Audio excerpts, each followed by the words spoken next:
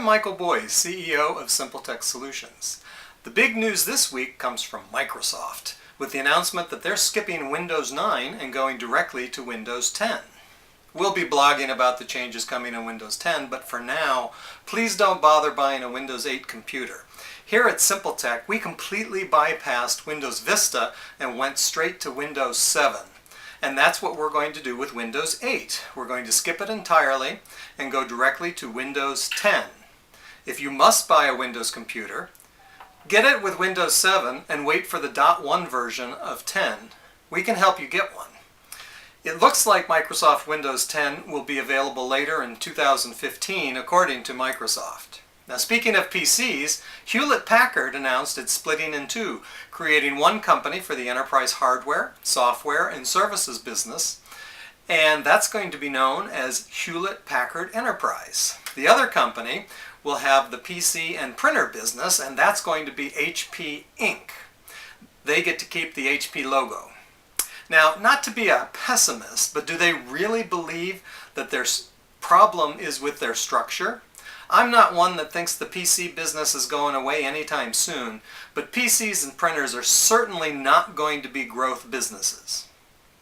In other news, Marriott must pay a $600,000 fine for blocking customers and exhibitors' Wi-Fi hotspots at its Gaylord Opryland Hotel and Convention Center. That was a mouthful. Marriott then charged the clients $250 to $1,000 to use the hotel's Wi-Fi. Marriott defended their actions, saying their customers weren't smart enough to figure out how to use hotspots without being hacked. Marriott wants the FCC to change its rules, but I'd just like to see bigger fines. Since it's another week, of course we have more data breaches. Earlier this week, it was AT&T where an employee made off with 1,600 customers' data, but we don't know why.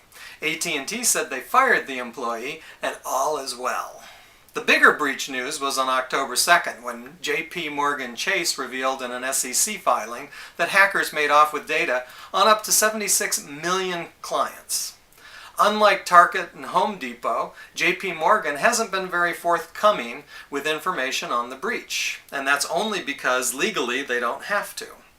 If the board of directors was criminally and civilly liable, they'd treat our data more seriously. That's all for this week. I'd like to thank eWeek, InfoWorld, CNET, Computer World, and the New York Times for information on these updates. Give us a call if you have any questions about technology. Thanks!